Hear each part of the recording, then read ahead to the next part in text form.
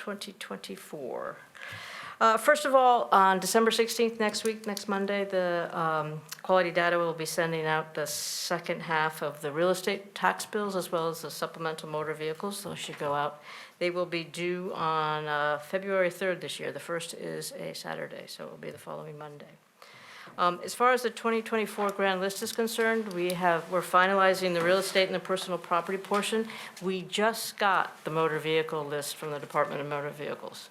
It was a little late this year because of the change in our valuation process, so it's going to take us a little bit longer. But I believe ultimately in the end we will have less motor vehicles in which to price. The problem is part of the thing is that making you aware of is that certain trailers are no longer taxable, residential trailers, so we have to go through all our trailers to determine which ones are residential, which ones are commercial, which ones are campers.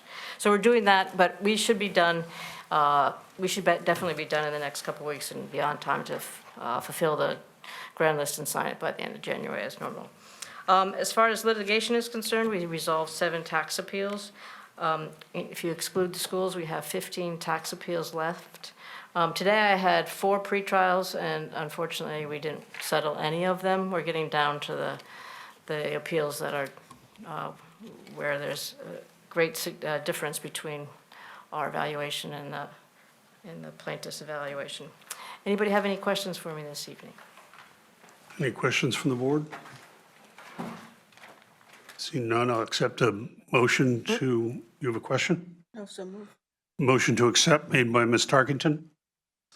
Second by Mr. Alfano. Is there any objection to accepting the assessor's report? Seeing none, that's 12-0-0. Thank you very much. And I should have noted for the purposes of the public that we exited executive session at 6:54 and no votes were taken.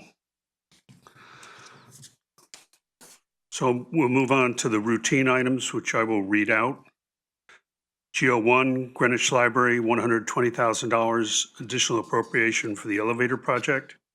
FI1, Finance Department, $120,000 of bonding resolution for GO1. HD3 Health, $122,582, approval to use acceptance of Public Act funds for various accounts. HD4 Health, $19,371.25, transfer move funds to support grant-funded benefits and salaries for various accounts.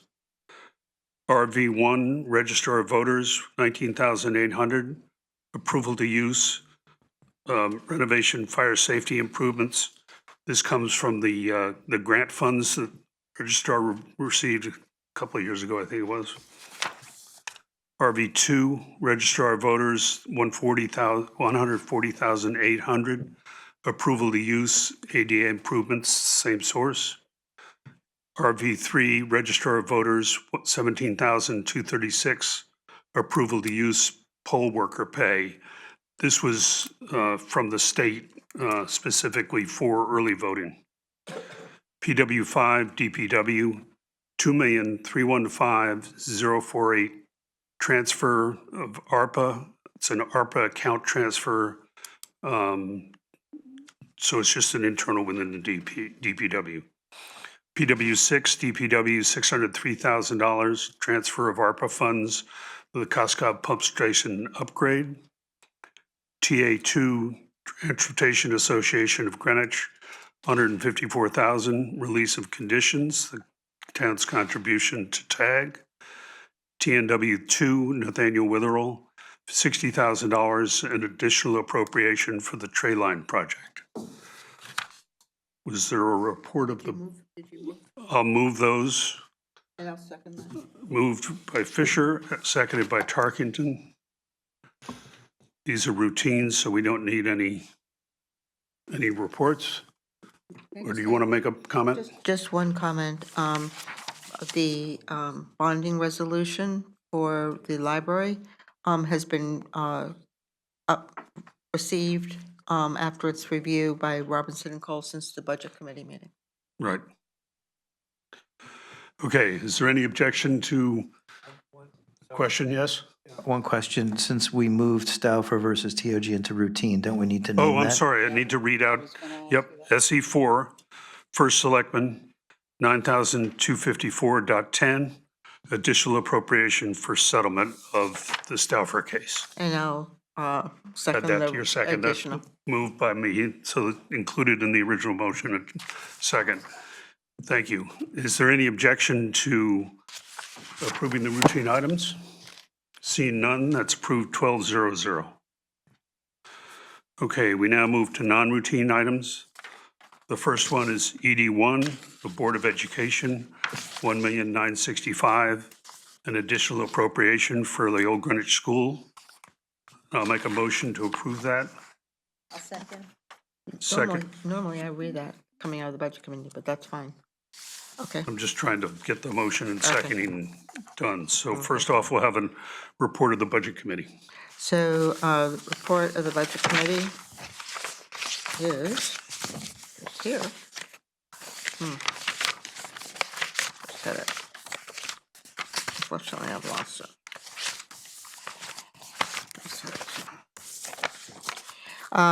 James Water, Chair of the Old Greenwich School Building Committee, presented with Jeff Anderson and Ryan Patrick from Downs Construction, together with Jackie Walsh, the Vice Chair of the Old Greenwich School Building Committee, the request for an additional appropriation of $1,965,000 to increase the owner contingency from 2%, $830,648, to 7% of total construction costs.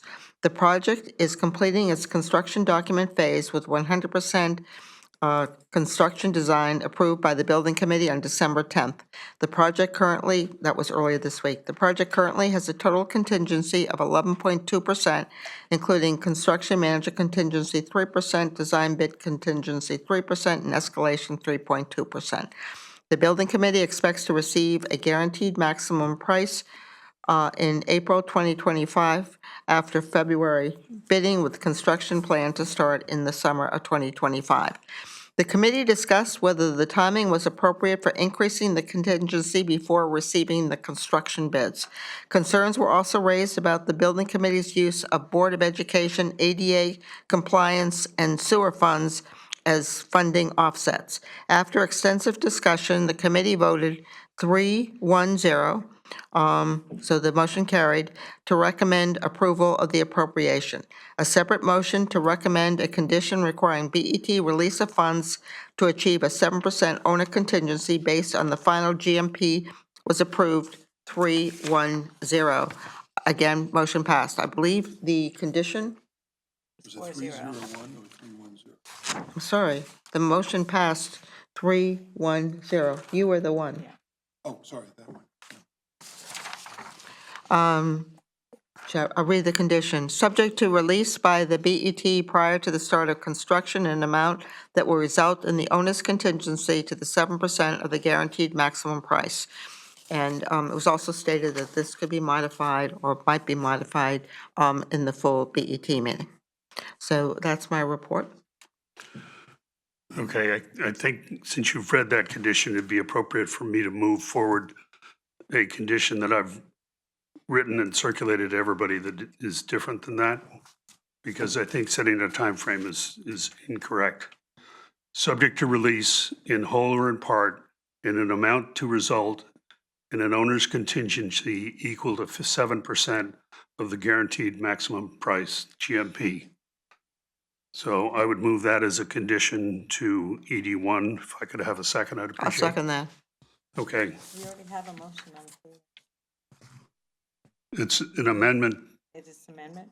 I guess it would be an amendment to the original motion. I'm confused. Are we voting on the,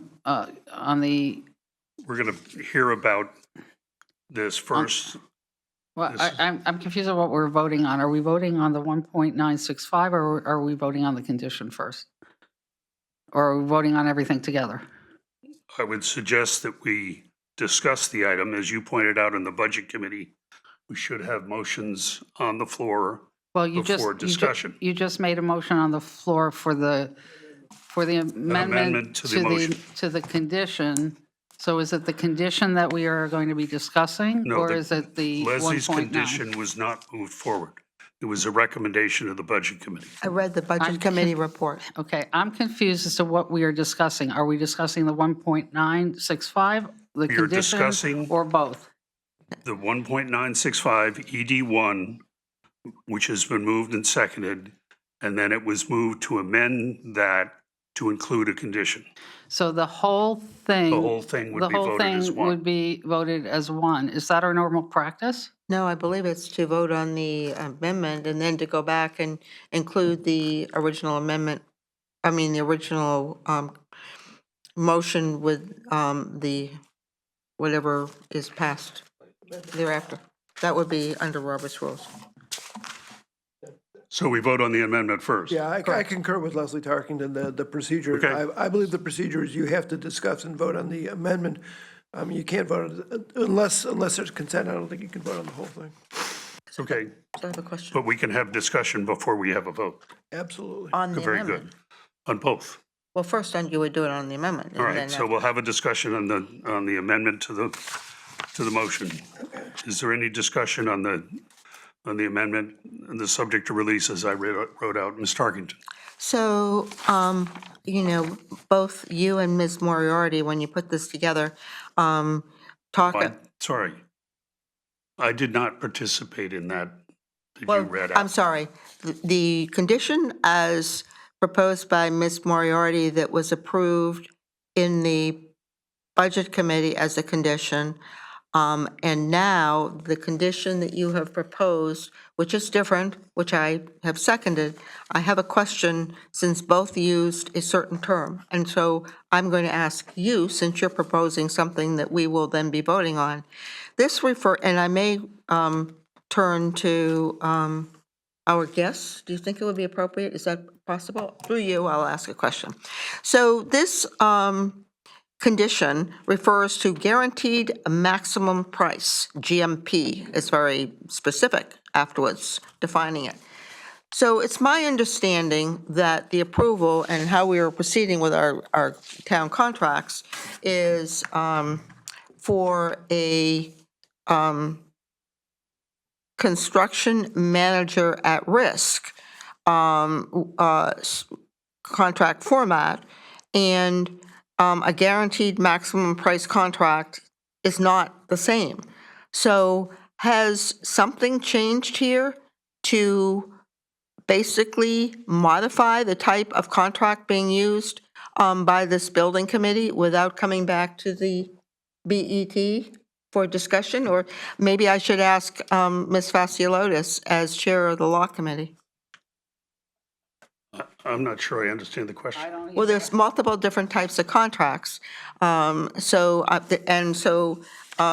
thought we were using a construction manager at risk contract. Is that not what we're using? Building Committee is using a construction manager at risk, and the contract will be a GMP, Guaranteed Maximum Well, Price a contract. guaranteed maximum price contract does have differences from a construction manager at risk. I just wonder if you just want to say something without defining it very specifically like that.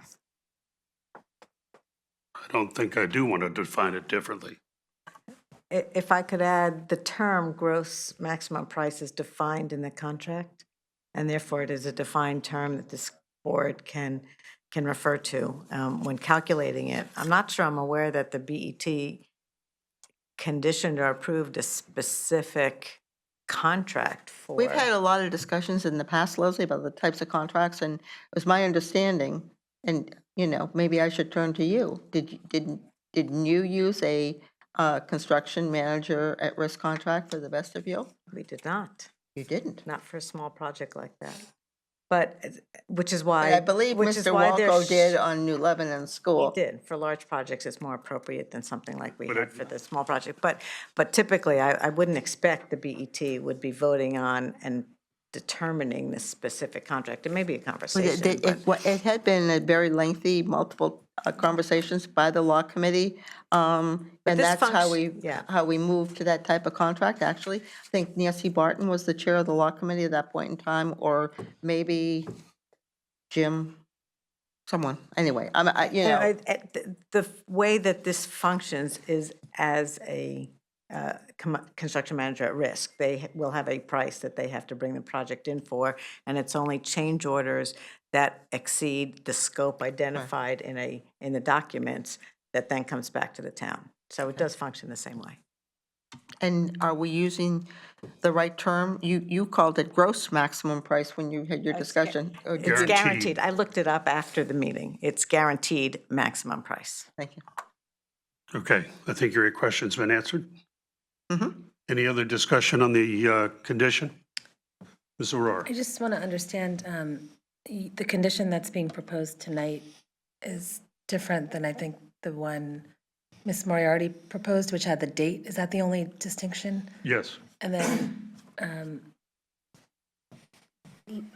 Leslie, can you just explain why you think this condition is necessary, or are you okay with, I'm just trying to understand where everybody is on this condition. Right. So the discussion at the Budget Committee, I think that there was some hesitation in increasing the owner's contingency, not showing whether the total amount was needed to get to, because a guaranteed maximum price has not yet been determined. And so it was a way for the Budget Committee to get mostly together. We had 3 votes on the appropriation and 3 votes on the condition. But to be able to get some agreement that, yes, it's not a good business practice to go into a project like this with insufficient contingency, and therefore to be able to get the building committee the funding that it's telling us it will need. It's at the margin. It is a small dollar amount over what had been requested last year, but to get them the proper funding. So because of the conversation, it seemed appropriate to have the committee consider the condition that would say they would only get the amount of the 1.9 million that they actually need to get to the 7%. My language and Mr. Fisher's language different two areas. One is I had that the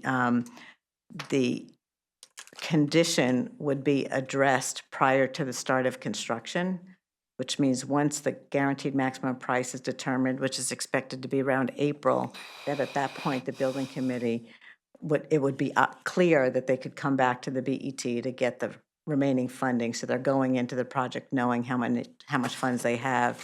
Mr. Fisher has taken out that language, but he added language to say, up any amount to basically to clarify that the full amount wouldn't be released. It's only the amount that is needed to get 7%. So that had the same intent of what I was trying to do in the initial language. But I think I explained why the concept of a condition here was proposed.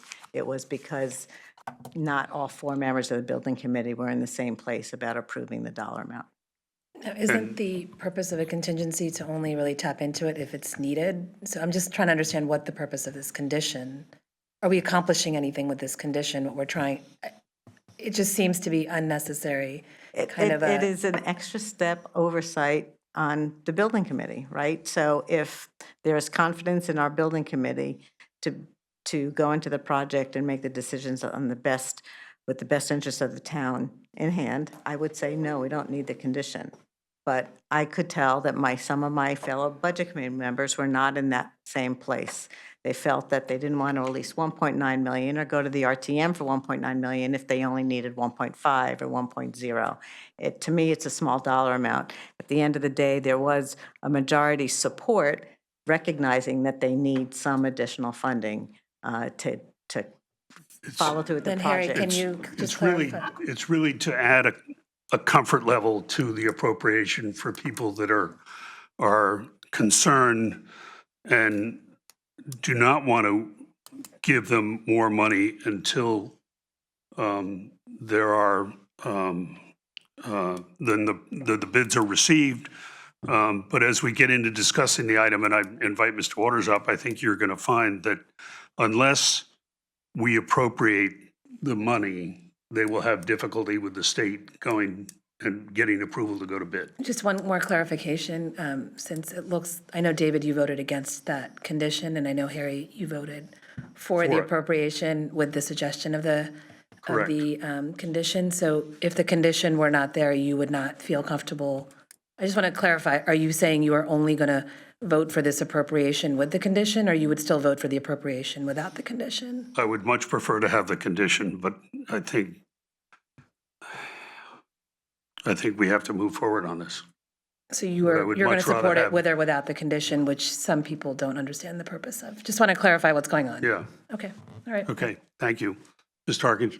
So, I'm not as confident in others that we're in an inflationary environment where the numbers are going to be larger. So if the bids come in lower and I've heard maybe suggestions on another project, they might. The 7% might be of a lower amount, therefore the full amount that's being requested tonight might not be needed to be released. So it's protection of not reducing extra funds into a building committee when the market does not, indicate that those funds are needed as such. Ms. Fasciotis?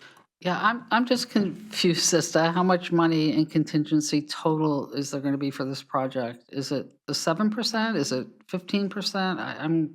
I'm just a little confused. Could somebody explain that to We'll me? get that when we get to the main motion. Well, I mean, this is adding money to contingency, so what would that bring it up to?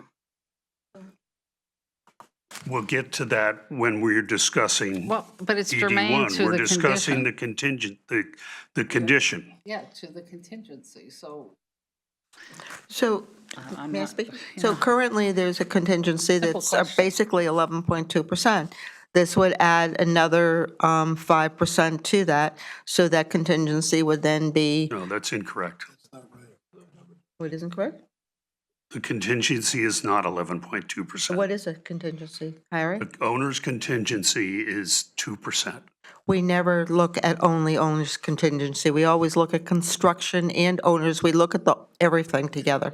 And in addition, on this particular project, we also have an owner's rep. That should add an abundance of caution.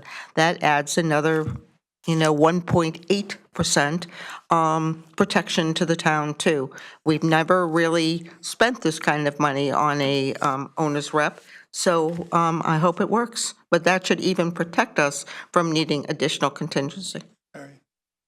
Yeah, Mr. Weisbrod. Could I suggest that you, I'm the only no vote for the condition, but I think that that's a minor point and not material to the major discussion. So could I suggest through you that we bring the folks from Old Greenwich School Building Committee up and let them go through what they need to, and then maybe some of all the rest of it will be clarified. I'd love to do that, but I'm basically told we have to discuss and vote on the condition, the amendment? No? You can We can proceed. withdraw Chair, you your can- you can motion. No, I'm not going to withdraw my motion. Mr. Self says we can proceed. You can invite, as part of your discussion, you can invite Mr. Waters or whomever wishes to address the committee before we take a vote. It would be part Okay. of discussing the amendment. That's perfectly proper under Robert's rules. Thank you, Mr. Selps. Mr. Waters, would you like to come forward? We have Mr. Waters, who's the chairman of the Old Greenwich School Building Committee. And if you would introduce yourself also. Jeff Anderson with Downs Construction. Jeff Anderson from Downs Construction. Okay, I think, Mr. Waters, you know that there are some questions that are pending from the building committee having to do with, from the budget committee, thank you, Stephen. Too many BCs around here. In regard to the amount of the contingencies in various locations. And then I believe Mr. Deschamps had a question about the viability of any condition with the state board that you have to pass through. So if you could just address those two, and then I'll open it up to questions from the board. Okay, great, thank you. Good evening, everybody. Okay, I would direct you to, if you have the handout that we provided, page with the picture of the new front entryway on the front. If you go to page 7, that's where I would direct your attention. The top line is project estimate revised project contingency. Okay, so I think where Chair Tarkington is getting the 11.2, and I just want to clear up where these numbers are. So if you see on this page, there are, in the middle of the page, there are a bunch of contingencies listed. First, you have D&E/bid contingency. See the 988,239? That's 3.0%. Escalation, the 3.2%. I just want to quickly point to you to the right. By the time we get our GMP, those are expected to become hard costs. So those are not really contingencies. That's Downs' assessment, which the building committee has endorsed. Then I'm just carrying down the page. CM construction contingency, C 3.0%. That is required by the contract that the town has signed with Downs. And so if you add up 3.0 plus 3.2 plus 3.0, and then the 2.0% owner contingency that we have, the math is 11.2. But you'll recall what I just said, which is that 6.2% of that is actually expected to become hard costs within the next couple of months.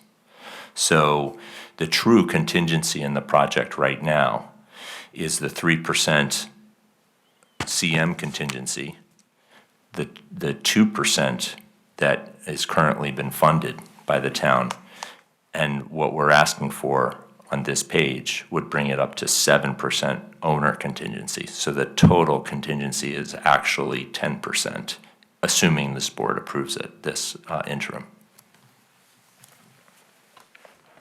Any questions on that point before we move to the state question?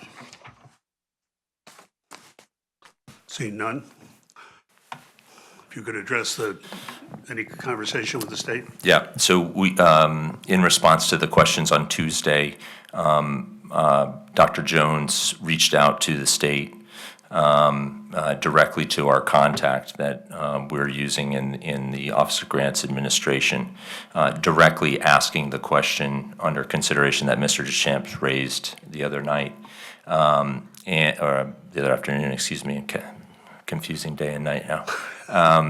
So the response that we got back is that you guys are all aware that, of course, that conditions on main building project funds are a non-starter, right? And the reason is the state is reimbursing the main project funds as they are spent. This is different because this is a contingency. This is outside of the GMP. This is on top of the GMP that's referred to. And so the way that it was characterized in the email back to Dr. Jones, which I received this morning, was that should not be an issue because that's an issue between the town and the contractor. Mr. Deschamps? So should not though, or will not? Like how? No, it's not. So what we are concerned about, we're about to go and meet with the state a week from today. That's our pre-bid conformance review. The state is absolutely going to flag that this project has a 2% owner contingency. Our team sits in these meetings all the time on various projects, and they're going to flag that. We're not 100% sure how they're going to react to that. They're likely to say, you're going to have to figure that out, or they could even say, we're not going to let you go out to bid on this project until you figure it out. We don't know. I'm not going to pretend I know.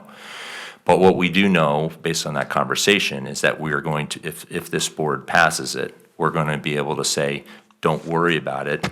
We actually have a 7% owner contingency, and the only condition, which we've already run by the OGA, is that when we get our guaranteed maximum price, we're going to bring it back to the BET, and they will release the funds, and we'll end up with a 7% owner contingency. From what we've heard, it's not an issue. And we directly asked. So, Mr. Waters, from what you just said, I take it you are not objecting to the condition that's being proposed by this board? So I think I may have told a couple of you this. I don't, in a perfect world, I don't love the condition as far as the flexibility that the building committee has to administer the project. However, I see it as a far worse outcome for the town to not approve and the appropriate contingency, and for us to then have to come back in April and the RTM in June as we're literally starting the project. I think that is not the right way to run projects in this town. It's not the right way to use our volunteers in this town. It would be far more efficient and effective to have the contingency known up front before you start, and expect the building committee is working to maximize efficiency and safety at the start of it, rather than chasing, what should be a standard practice. So that being said, given those two extremes, I'm willing to, I think I'm going to talk to the building committee about it, and I think people are of like mind that we can live with the condition. I am more than happy to come back and talk to all of you in April when we get our guaranteed maximum price. We certainly welcome the transparency on the guaranteed maximum price.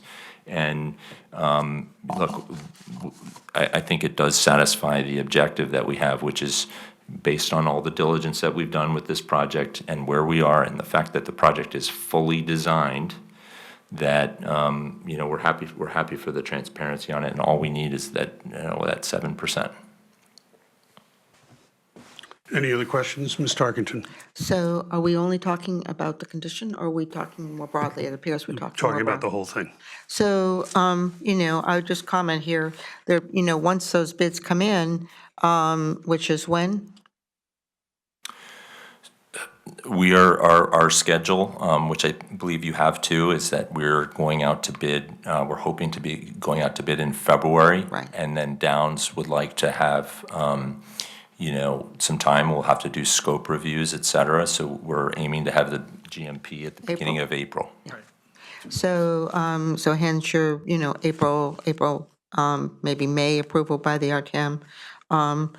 So, again, I would just say that, it's been more typical to get the bids in so that you know how to adjust the contingency.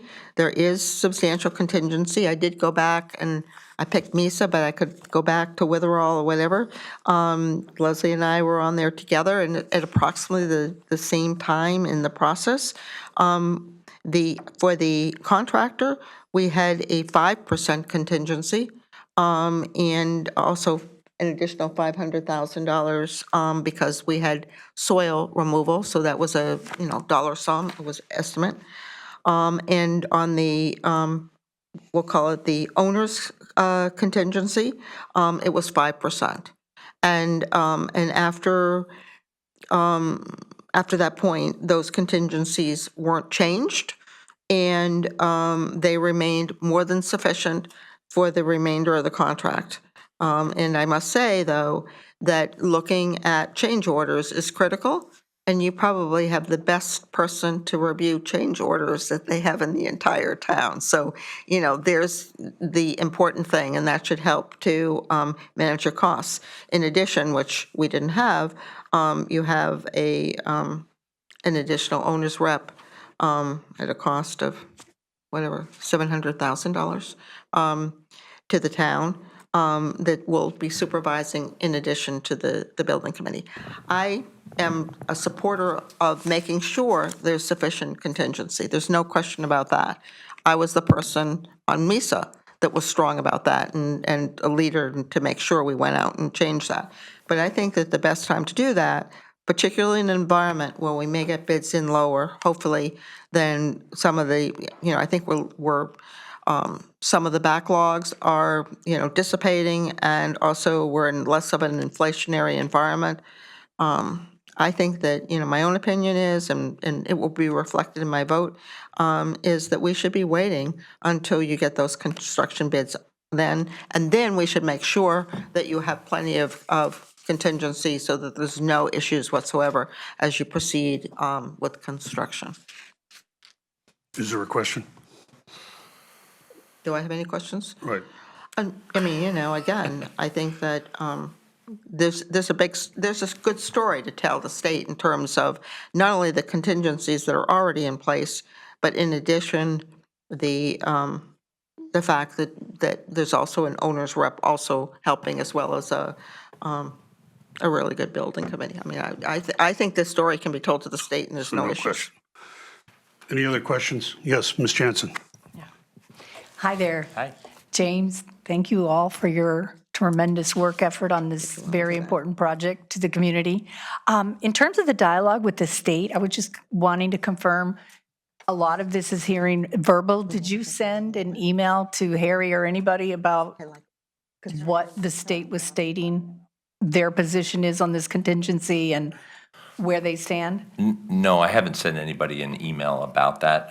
I literally got it today from Dr. Jones, so, but that was, yeah, I haven't sent an email on that piece.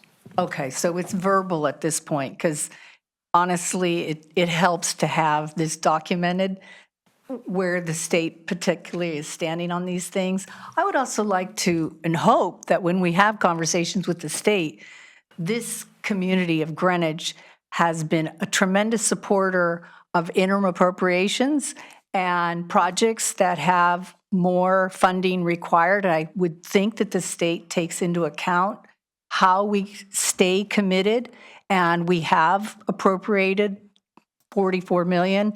And I think that as unexpected issues arise, I think the state would factor that in.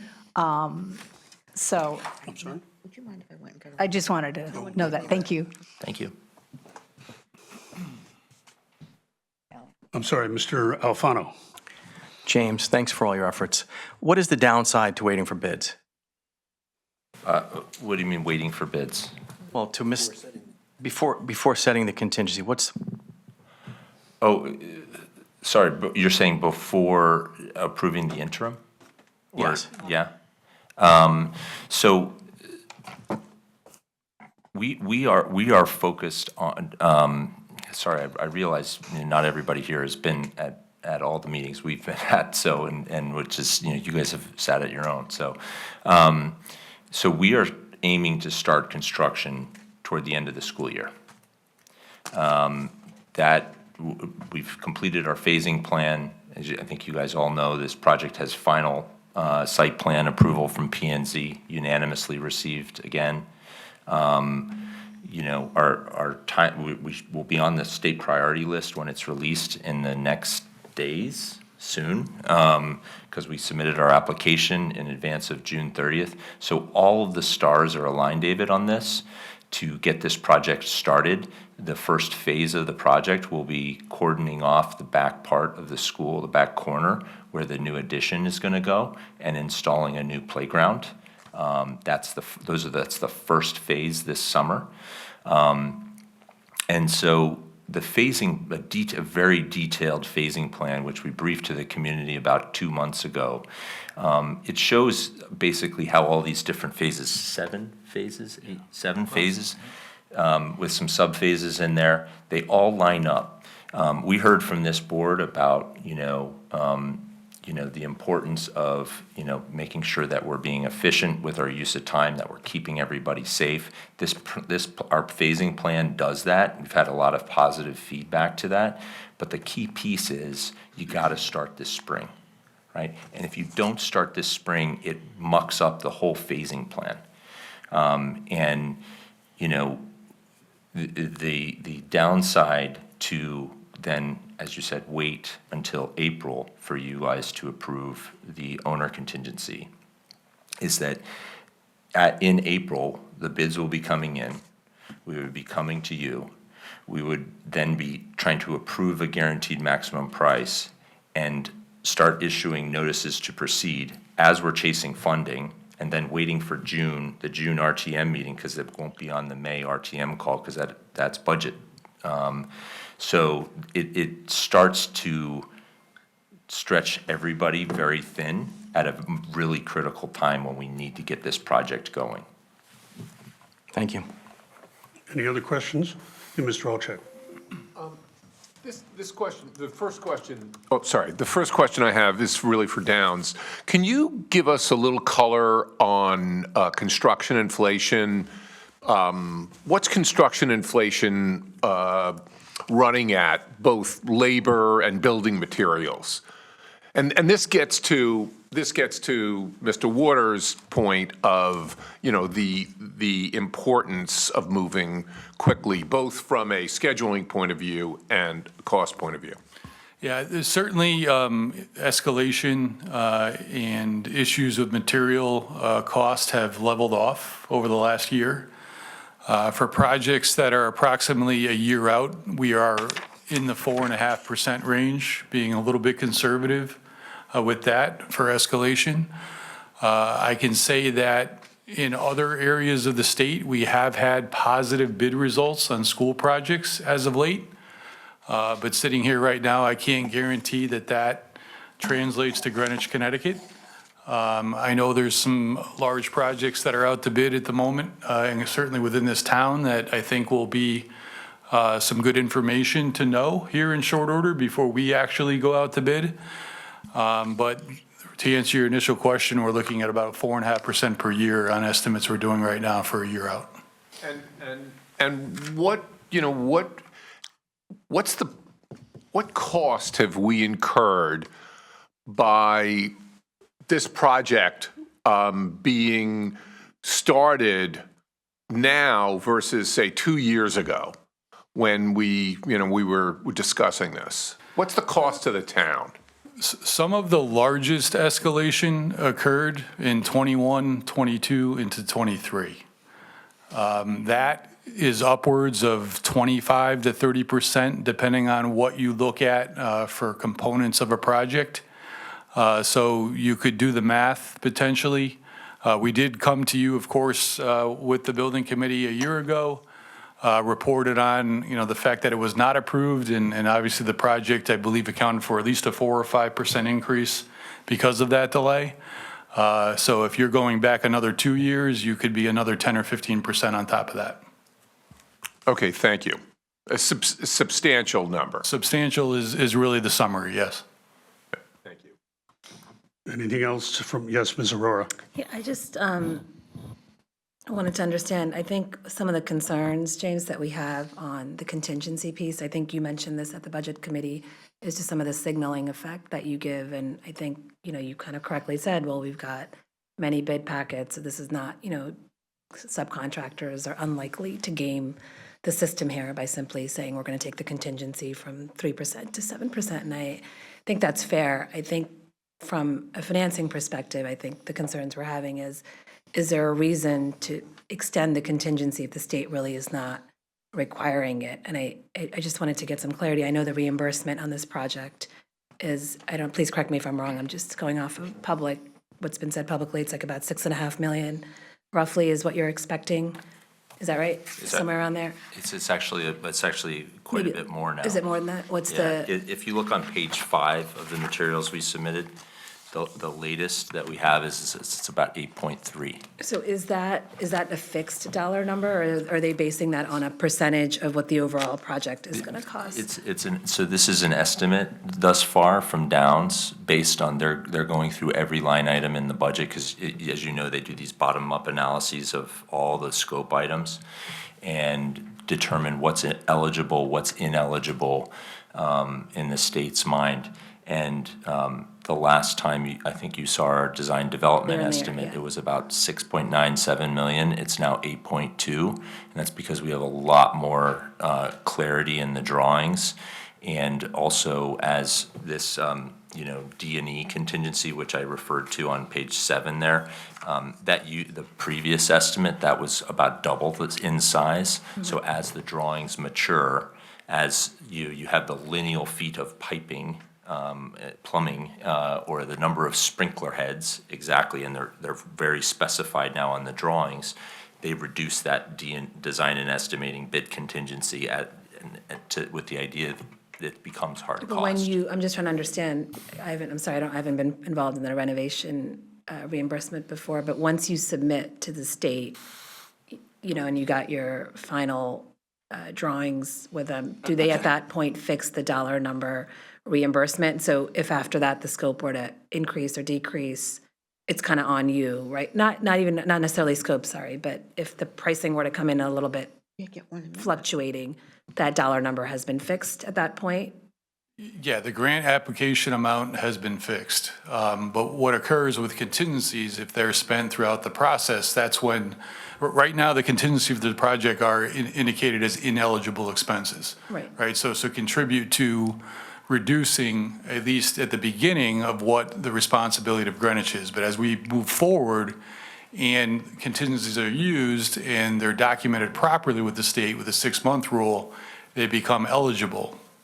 Right, no, I guess where the train of thought here is that if the state is just recommending the 7%, but they're kind of okay with the 3, just hear me out, if they're okay with the lower contingency and knowing that you can come back to the town for an interim if the costs were to come in higher, presuming that it doesn't delay the project, et cetera. The point I'm making is once the reimbursement is, because one of the things I heard from James is that you risk the reason that the state doesn't like conditions or et cetera is because the reimbursement is at risk. But in this case, the reimbursement is fixed at this point, right, at the time that this project is approved. So you're not really risking the reimbursement per se, right, by keeping the contingency, whether it's 3%, 4%, 7%, whatever. If you follow kind of what I'm saying, I'm just Yeah, I kind of follow. I mean, I think what we've heard from the state is that the condition on the owner contingency is not an issue.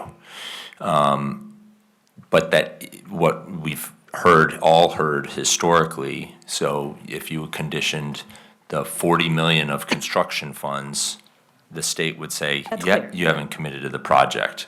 In this case, everything that is in accordance with our estimate there's no conditions on it, so we're good. Right. A condition on funds that are contingencies at this point that would be released prior to starting the project is the state doesn't care.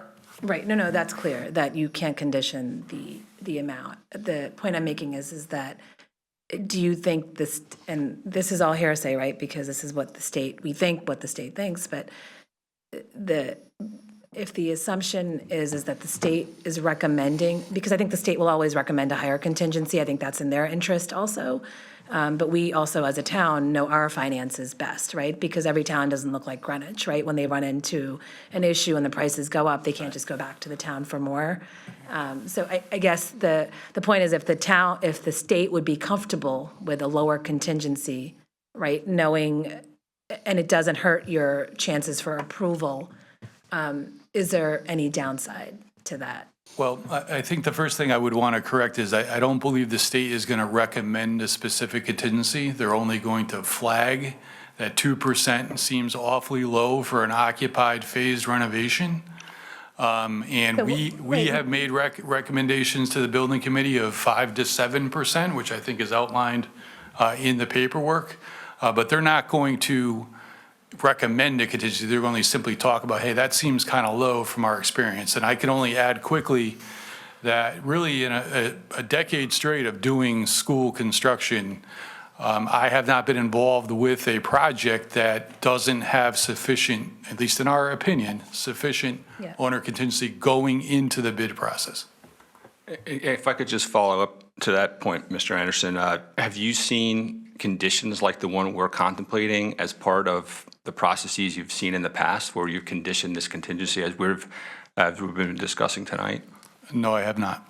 And so would that, in your estimation, increase the risk that the state would have an adverse reaction to it, notwithstanding what we've heard from what Mr. Waters has reported, though? Would that be an additional risk to this, that they'll look at that and say, okay, we're concerned about this condition that's been put on it, in your opinion? In my opinion, it makes more sense that they're going to flag it and probably talk about it next Thursday. I think with the response of what James had indicated earlier in these conditions we're talking about, do I think we probably get through it? Yes. But your job's become harder, yes or no? Well, from a construction perspective, again, we're not dealing with the soft costs. We're only recommending to the building committee, of course, the town of Greenwich, of what the contingencies should be to handle unforeseen conditions. I'm mainly concerned as we move towards bidding is simply the construction hard cost component of this. That is where the bids are within. We have nothing to do with the owner's contingency and everything within the soft cost. So it doesn't become a problem for me or for the project until such time that we have and encounter the potential for unforeseen conditions. Mr. Weisbrod? So just to, I'm fearful that we're tangling the condition issue with the substance of the matter. And so I'll ask a couple of questions about the substance of the matter. So on page 3, we talk about the schedule. And so, Mr. Anderson, we talk about a state PCR process, December through January. In your opinion, if we did not approve this interim and went in with a 2% owner's contingency, would that put this project at risk of not getting the PCR approved? Well, I don't think I can add any more context to what's already been said and what we had heard, or James had heard from your superintendent of schools as of this morning, because I don't have a precedent for it. I'm not talking about the condition. I'm talking about if we don't approve an interim, if it fails. I think you've said it, but I just want to be explicit. I don't believe it's going to affect our ability to move forward with bidding and developing a full GMP to present to the building committee. But, go ahead, James. All respect, I think that sort of contradicts what Mr. Waters has said. Mr. Weisbrod Yes. is asking you, if we do not approve this appropriation at all tonight, does that put the PCR process at risk? We don't know. We don't is know the the answer. answer to the PCR process. Okay, With Ms. Moriarty? Excuse me. I just want to add another perspective here. Okay, so if you go through the timing, if let's say this board doesn't want to take this item up tonight, wait for the GMP to arrive April, May. April. You're trying, then working very hard to try to get the project started within 2 months of that time frame, 3 months. And they're going in with insufficient funding. They don't know if they're going to get sufficient funding, right? There's no guarantee that this additional 1.9 million or 1 million or whatever the number is coming. And we're handcuffing a building committee that is trying to move forward on a project, focus on building. And it's not just the BET they have to go to. They have to go to the RTM. So, if the BET doesn't approve it until May, maybe they make the June RTM, maybe they miss that, then they're waiting till September. To be the most efficient, productive building committee, you need to know the resources you have. You need to know that you're going to be able to move forward and make decisions when they need to. And this process that this board continues to talk about is, let's dole out the 5 cents every time they need it, is not really helpful for efficient management of projects. And so I'm not hearing anyone indicate that if an additional contingency, at this point, using this to try to stop the project, but it feels very much like we're also not partnering with the building committee to move forward. Ms. Vasiliotis? Okay, first, Ms. Moriarty made a comment that they won't have sufficient funding. We don't know if they will have sufficient funding because it hasn't gone out to bid yet. I just also wanted to ask James, have you had any conversations, because you indicated that, you get the bids in April and you would know whether or not you had sufficient funding in the contingency. Have you had any conversations with the RTM moderator to see if she would consider an additional appropriation in May? I know that it's not usual, but it has been done in the past. I know that, there were some projects that Tom Burns put on the agenda for May, even though the budget was being considered. Look, I think if I needed to ask the moderator, I think you guys all know my role in the RTM, so I'm confident I could ask her for a special meeting. I'm not going to be the one to decide that. I'm not saying a special meeting. She's actually, the RTM has actually considered interim requests at the budget meeting in May. In the past, she's told me no. Well, I know that there have been exceptions, so you might want to ask. Ask again. I could answer that in a meeting the other day discussing another item that could have come up in May. She was adamant that she's not going to accept anything other than budget items in May. Can I just say one point? Sure. If I could. So the condition that's on the table, in my opinion, is the right compromise to get this done, to meet what the building committee needs, to meet what the state needs, to meet what your objectives are. If the GMP, let's say Ms. Tarkington is correct, and the GMP comes in lower, fantastic outcome for the town. You don't need to release all the funds. That's how the condition is worded. It's like, we're satisfied, we have 7%, everybody's satisfied, right? We expect right now the GMP will come in, it's in your numbers, right? And it's in the packet that you gave. The town has asked this building committee to oversee this project. We have gone through every single layer of approval. We have received support every single step of the way.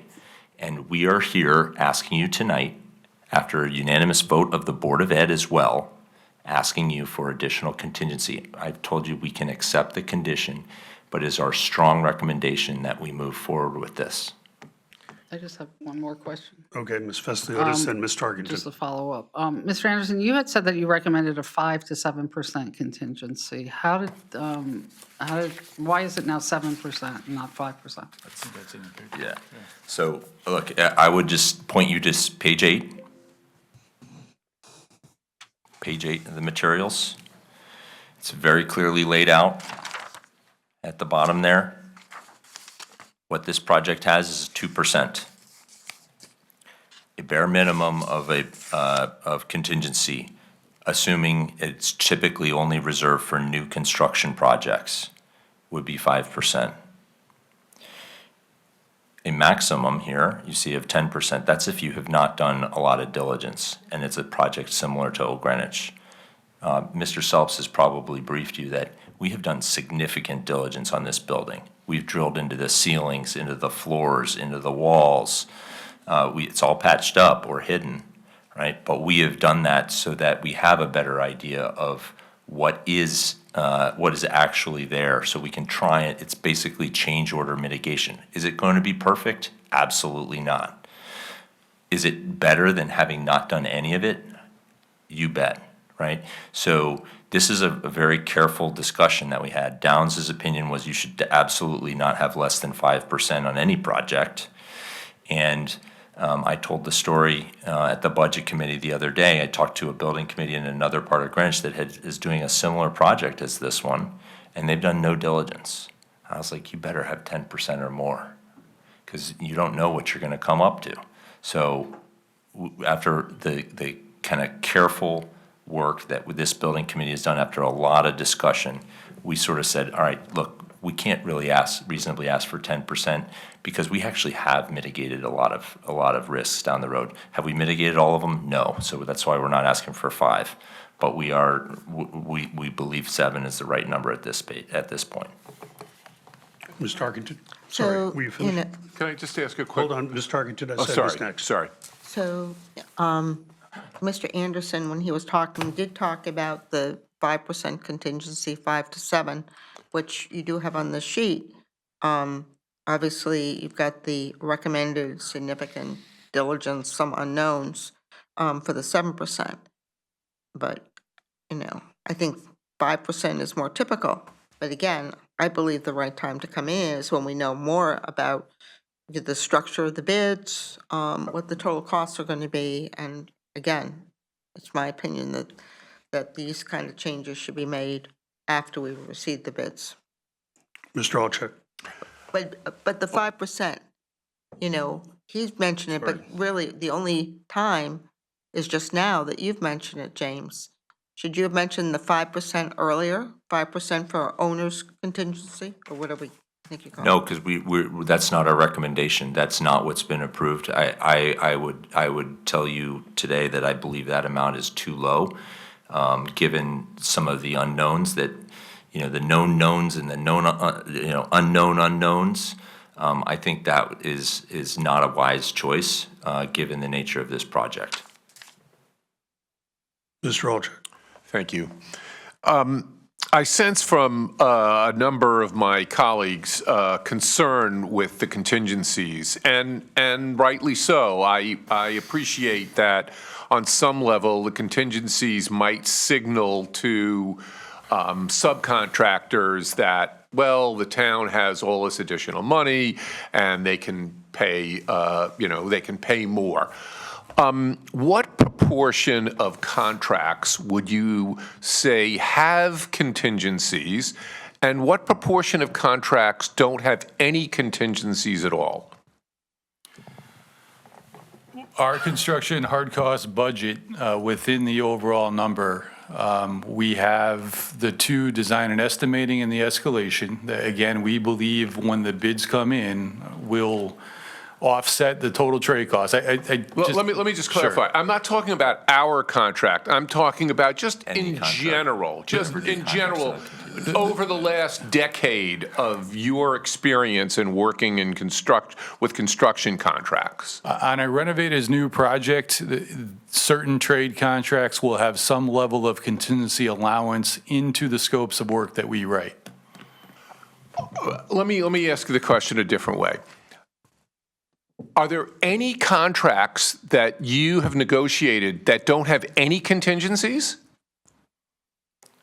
Yes, there will be certain trade scopes that don't have contingencies in them, yeah.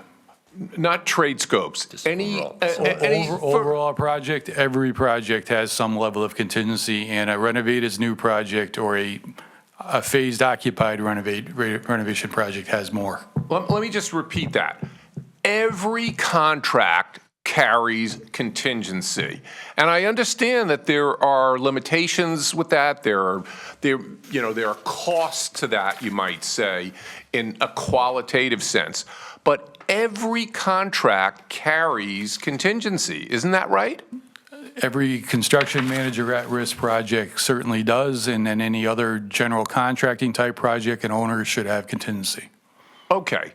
Thank you. And then the last point I would make is there's a cost to delay. There's a cost if we're not moving forward. And you were, I think, right. I commend you for putting this line on the page that says CD phase revised project contingency. At the bottom of the page, you indicate estimated cost of 1 year delay.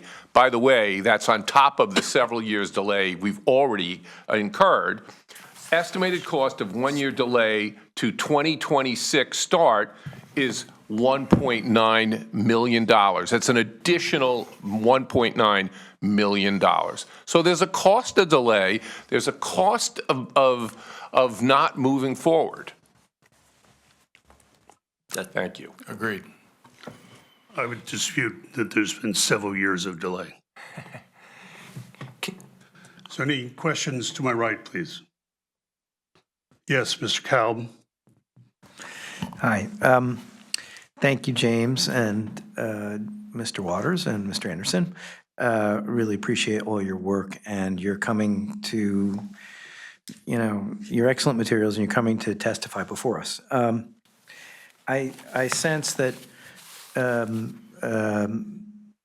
some of my colleagues are, and I think reasonably so, don't want to put money on the table unnecessarily. That that there's some concern, like,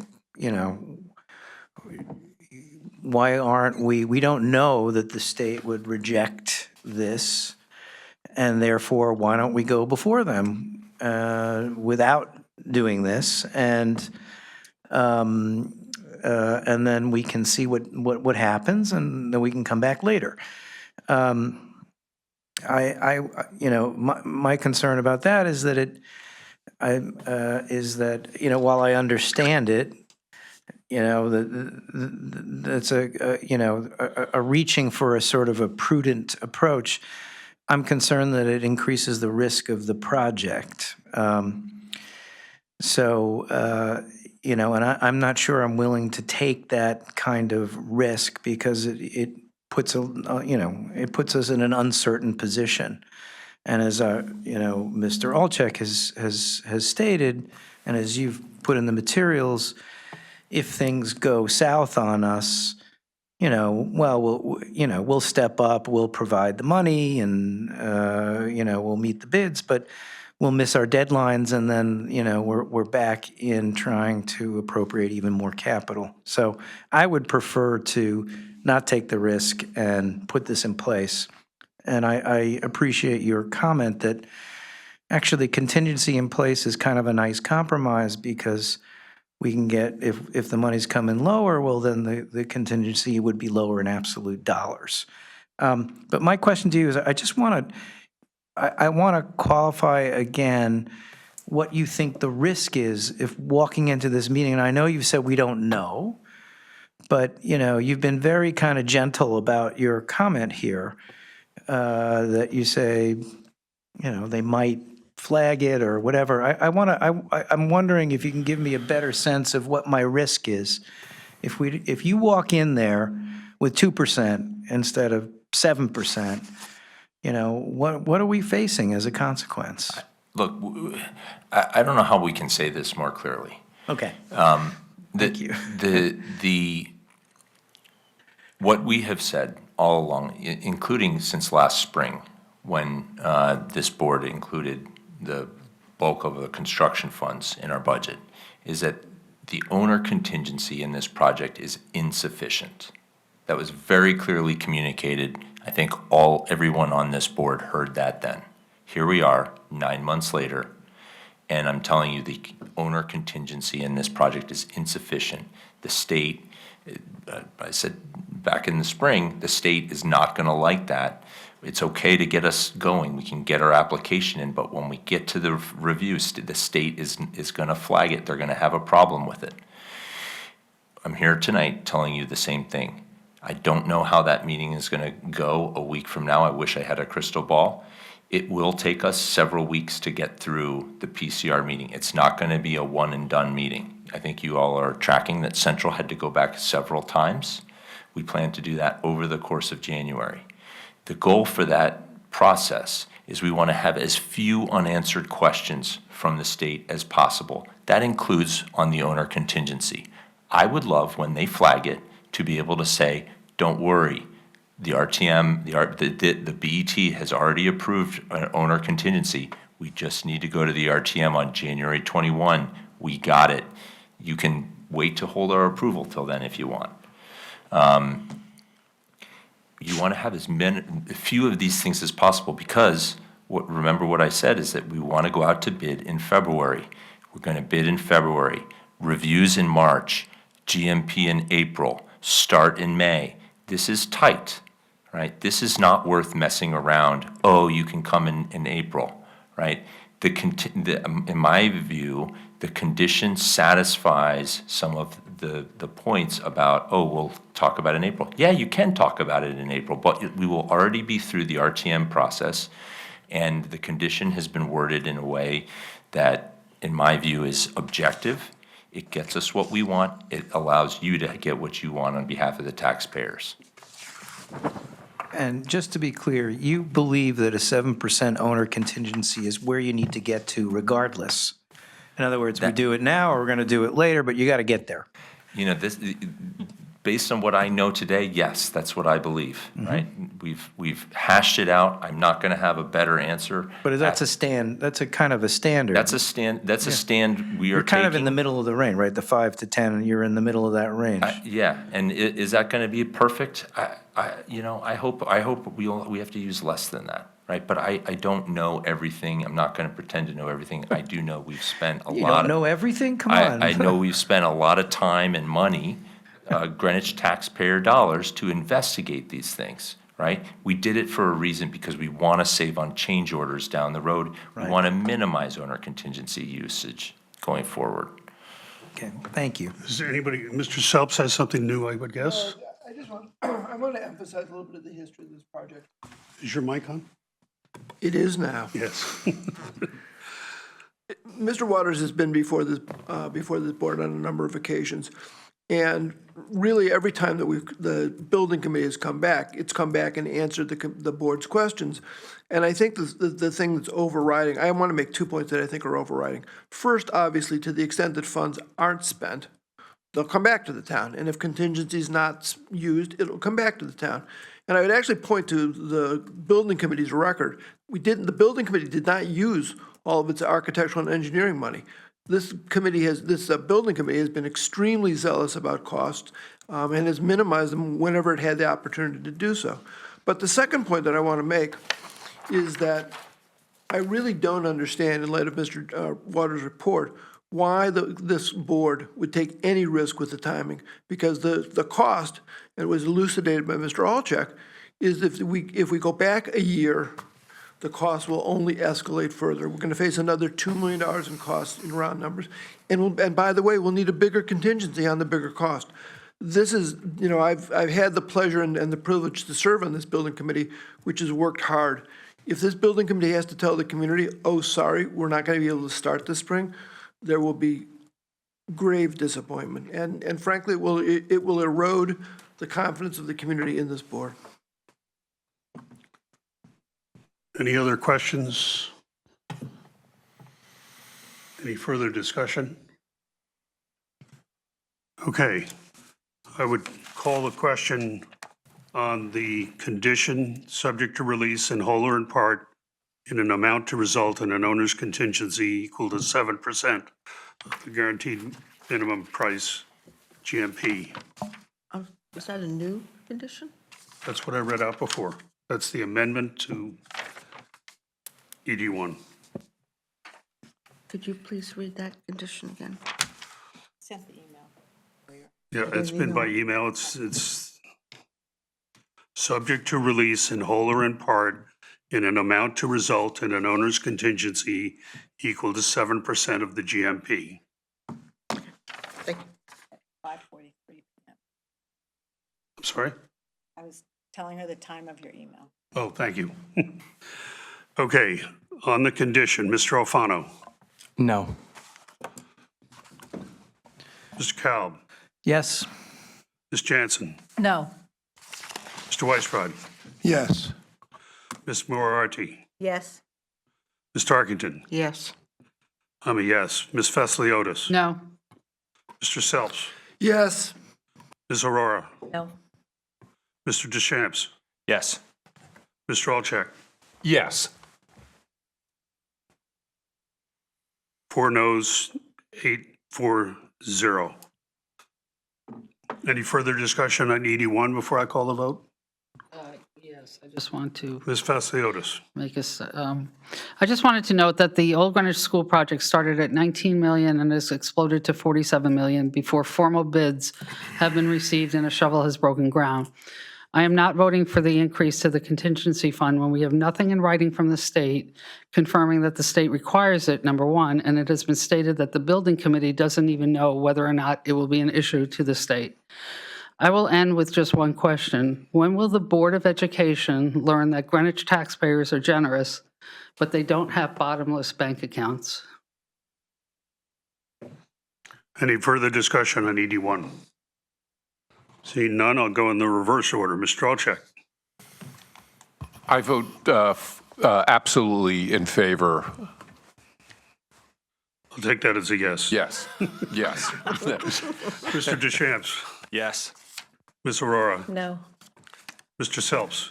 I think my record over the years speaks for itself, but just be there any doubt, my vote is yes. Ms. Fesliotis. No. I'm a yes.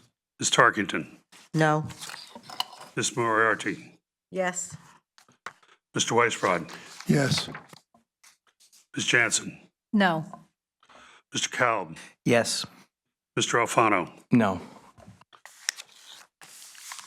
So that is 7-5-0. Okay. Thank you, gentlemen. Thank you. We'll move on to FI3. So FI3 for finance, it's $1,965,000.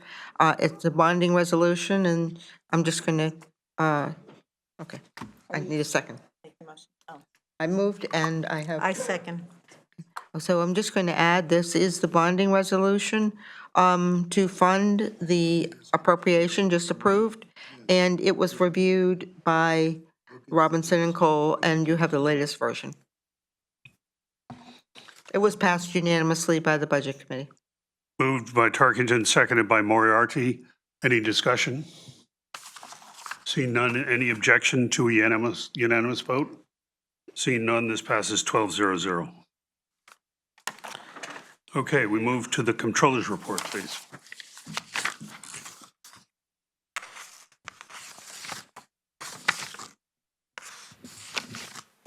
Good evening, Mr. Chairman, BET members. Regarding the Comptroller's report, not much to update since the last report, but there are 2 items to report.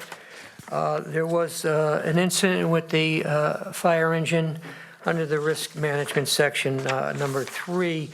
However, I don't have anything to update as far as the damage to the fire engine at this point.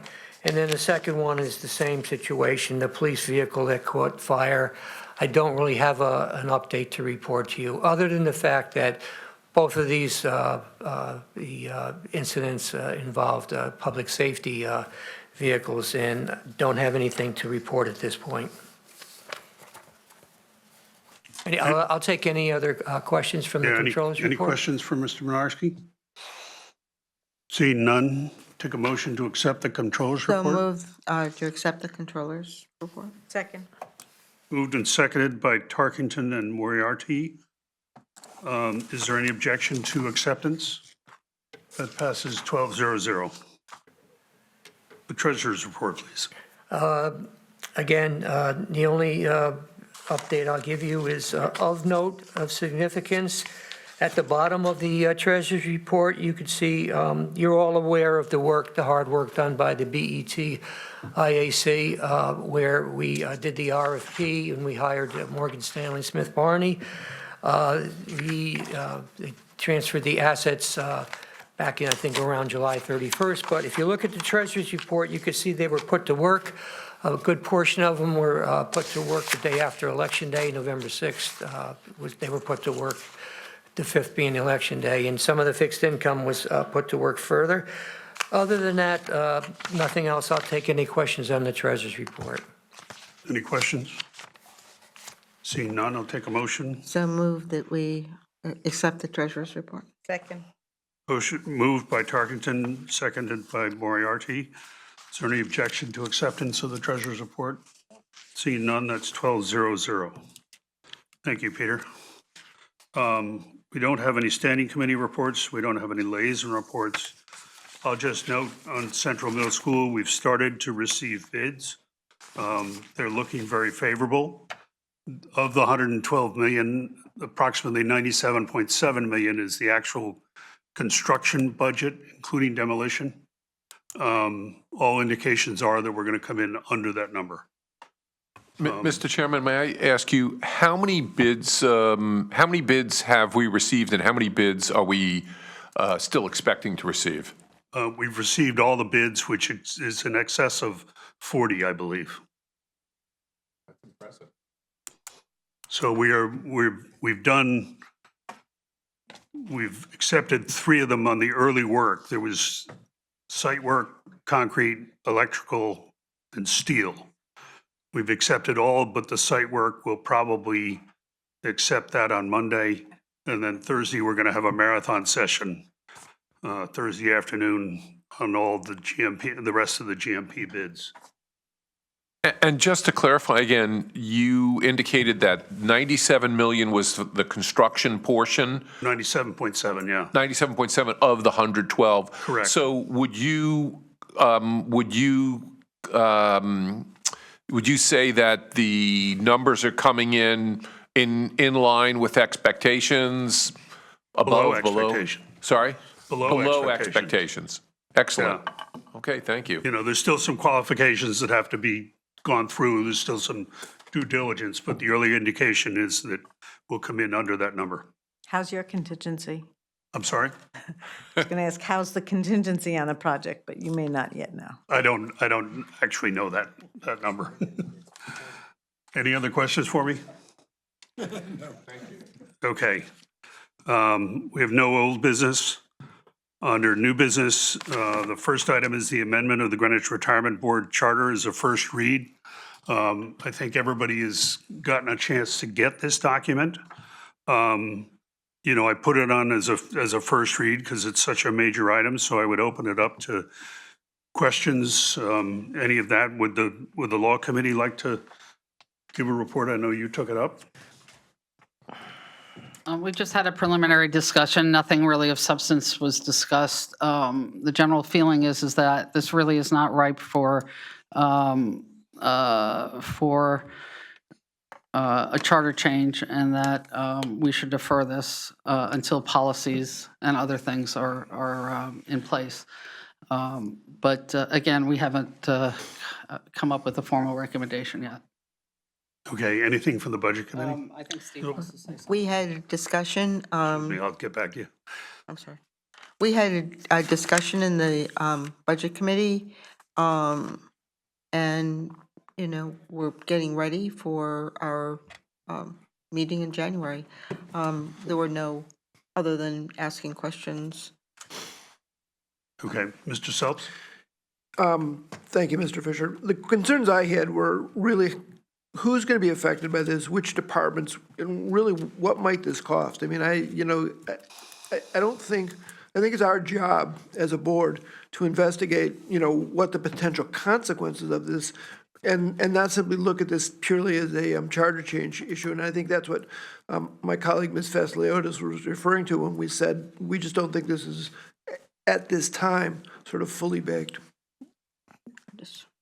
Okay, Ms. Tarkenton? So I just should have added that Michael Mason, the town's labor negotiator, was at our meeting, and he did, you know, provide a perspective from town employees' perspective, which was a positive, but I don't think anyone, you know, just gathering information. I did have input that it would be nice to have Mr. Wasek attend the next meeting, so I will ask him to attend the Budget Committee meeting in January. Yeah, I would note the retirement board, I think, was 410, and Mr. Wasek was the sole no vote. Yep, Mr. Kalb.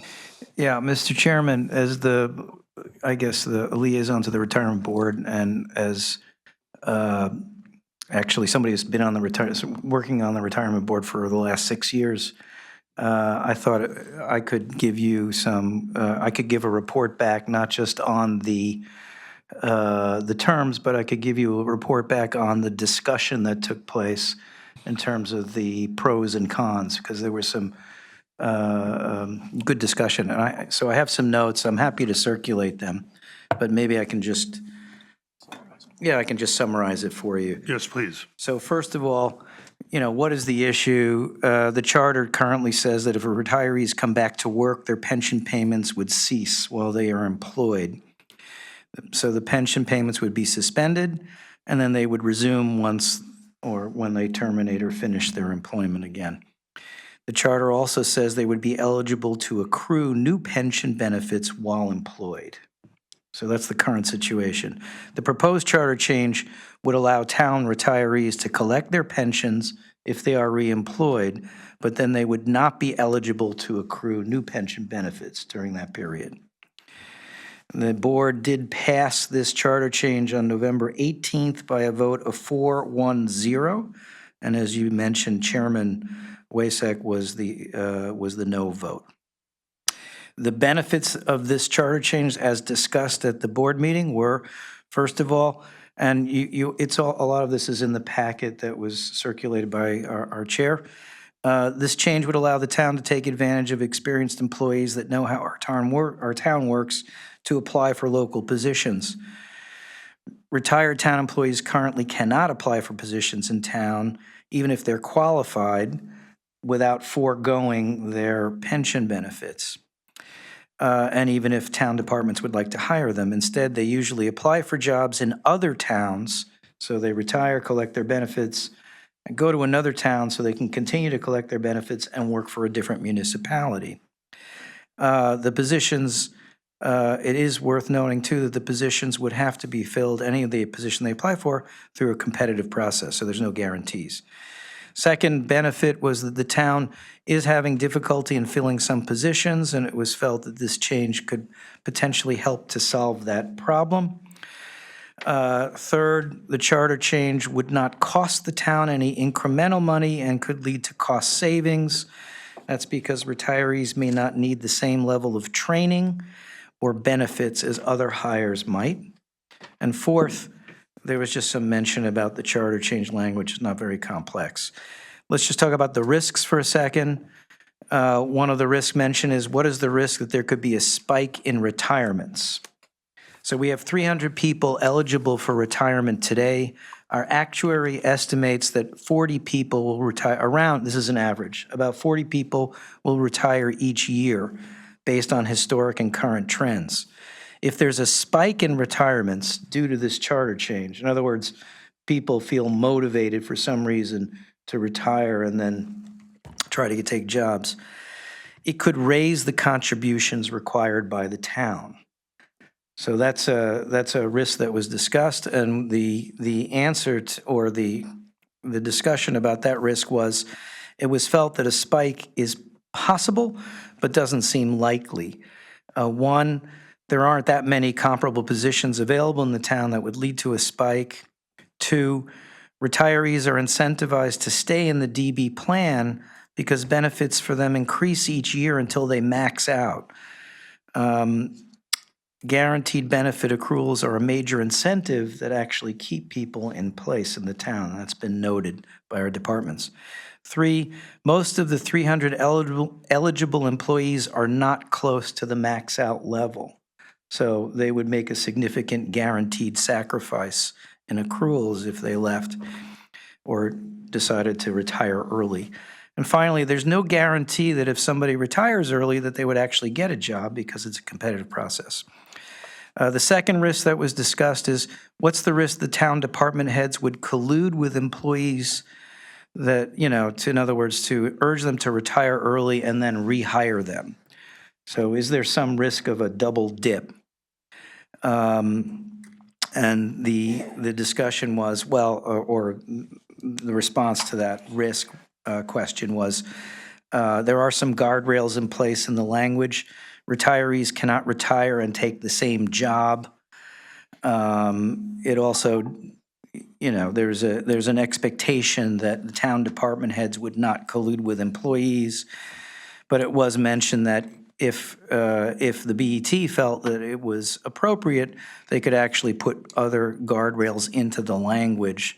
For example, they could require that retirees, if they are reemployed, would have to be reemployed in a different department or something like that. But it was noted, too, that any amendments that might be made by the BET to the language would have to go back to the retirement board for approval or for, reworking. A third risk mentioned was, look, charter change is complex. It's uncomfortable. It's a difficult process. And the response to that is, yes, it's true. The fourth risk that was mentioned was that shouldn't retirement benefits be used exclusively for people that are retiring, not for people that are actually working, was mentioned. And the answer to that was that the retirees actually who are getting their pensions have earned them. And they generally take them when they max out. Whether they are employed or not, they will be taking those benefits. And so the idea was, why should somebody retire here and then go work in another town when we might be able to take advantage of their services? So those were the benefits and risks that were discussed at the committee meeting. And if anybody has any other questions, I'm happy to circulate this. If anybody has any other questions, I'm happy to answer them. Thank you. Does anybody have any questions or comments? Ms. Fasliotis? Yeah, you made a statement that the town is having trouble filling positions. Can you quantify that? How many positions are we talking about? Where are they mostly located? I'll give you my other questions, and you can answer them. And what are has the has the committee looked at the policies of other towns? Is this generally the accepted practice? And how many employees are we really talking about? And then who would be responsible for developing the policies, the town policies surrounding this? And who would be responsible for enforcing those policies? So I just make it clear that, I'm not representing the retirement board here. I So understand I'm- it, but I'm but just- you I'm you here to attended be a- you attended the meetings, obviously. Yes, I'm here to provide information as best I can to you. And I do think it's a good idea, as was suggested, that we should have the chairman of the retirement board, Mr. Wasek, come and speak to us. But let me see if I can answer your question. Regarding town positions, in the packet that you have, there's a memo from the First Selectman Camillo, which states that point, that we often have difficulty filling town positions, and that it's his belief that this charter change could actually help to deal with that problem. In terms of numbers and data, I think we have to ask to get that data. In terms of other towns, I think that's a good question. I know that it was discussed at the meeting. There were some names thrown out, but I think that we should ask for a list of other towns, because some towns do have this policy in place and some don't. And we often hire people who are getting retirement benefits in other towns to come work for us. It's kind of like a swap. How many employees? I would urge you to look at the last 2 pages of the packet. There's a actuarial table that was provided by Mr. Stump, who's the actuary for the retirement board, and he has a list of all of the numbers of employees by age that are eligible to retire. And so you can sort of see what their benefits would be and what would be the advantages and disadvantages to them. In each case, it's sort of an individual decision. But there's also, I think very importantly, in that last 2 pages, Mr. Stump provided a sensitivity analysis. What happens if, we had a 10% increase in the number of retirees? What would happen if the number of retirees suddenly doubled? So he has a sensitivity analysis to show it. Basically, if you had a big increase, if you have a small increase, the amount that could impact our contributions would be de minimis. But if you had a large increase, it would mean we'd have to contribute more. It's because you have less money actually sitting in the retirement fund to be accruing interests, dividends, and performance returns. Because the way that the fund works is it calculates what your expected return is based on the money that's in there and the contributions that go in. So if you lower the amount that's in the fund, you're essentially accelerating and getting people out of it. You're accelerating the time frame which you have to put money in. Anyway, you can find that data in the last 2 pages. Who would be responsible for policies in terms of how this would work or enforcing? That's a good question. Don't know. But I think we should ask Mr. Wasek. You have a follow-up? Ms. Aurora? Yeah, I just wanted to add some color. I went to the special retirement board meeting, so not the board meeting today. And some of this is repetitive, but I think it's important to state, Mike Wasek, who's the chair of the committee, the retirement board, when he voted no, he said that these are the 3 reasons I'm voting no. So I just noted them so I could share them with this board.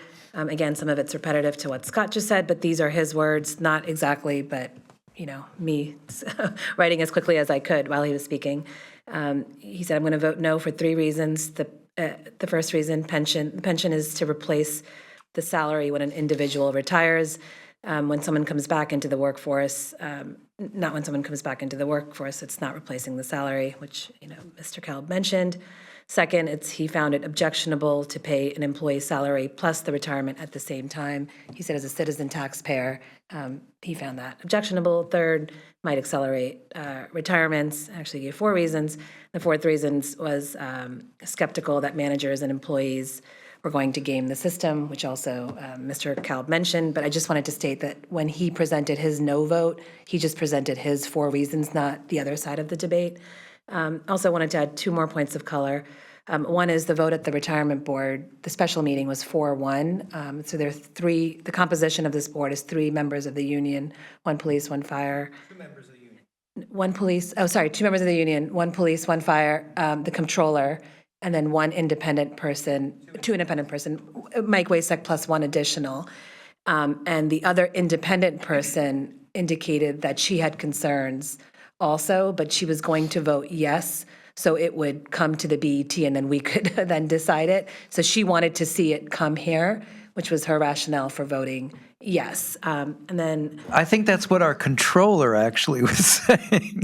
no. He told me before that the fix was in. That's what he wanted. Well, He wanted us to opine on that's it. not, I mean. But I you yeah, know, yeah. she did Yeah, no, I mention. wrote her name down, but I don't want to say it. And the third point I want to say is that this was a technicality, that there were some memorandums of understanding that had already been signed for 3 of the bargaining units, which looks like we're already committed to this, whether we want to or not, because it's been signed by the town. I don't know how that plays out, but I did ask Mr. Wasek about it after the meeting, saying, is this all a moot point? Because we've already agreed to something without inadvertently. And he seemed to think yes. So just wanted to add all of that color, but I think Scott did a great job because I know Oh, you went thank to the you, meeting. Yeah. Ms. Aurora. May I respond just very Yes, quickly please, on go the ahead. memorandums?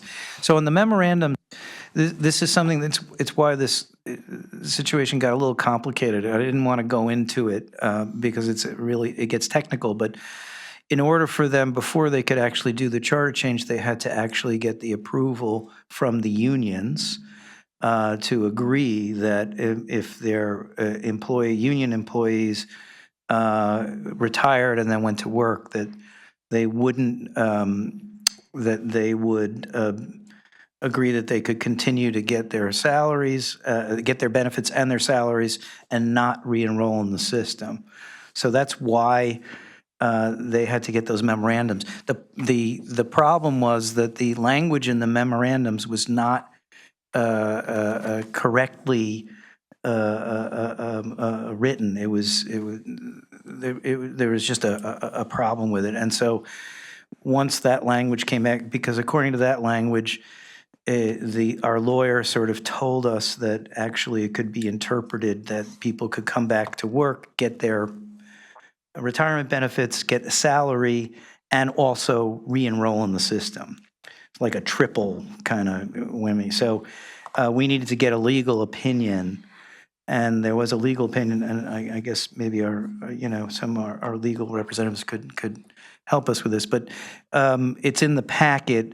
It's a lot of explanation, but by and large, the point was that there's a legal opinion that if the charter change took place, that the memorandums that the charter change as has been recommended or written would override any extra benefits inadvertently granted by those memorandums. So that's what took some time, and so that's why it's there for you.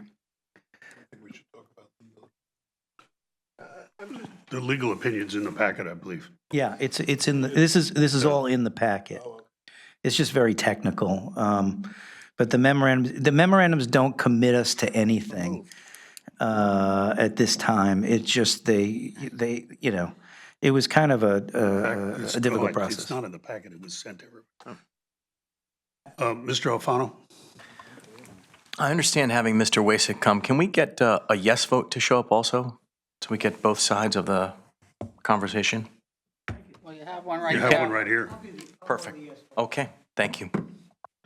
Ms. Moriarty, please. I just wanted to turn to a process to getting some of these questions answered. So if this is going to remain on the agenda for next month, we have facility, maybe not just show up, but maybe I think we should request perhaps in the next 4 weeks, they could draft the HR policy that would be put in place to manage this and creating the job description and what the penalties are, and maybe the town administrator has to approve all retiree hires or whatever the policy is. But I think that that's an open question for several members of the board. That would be a good next step.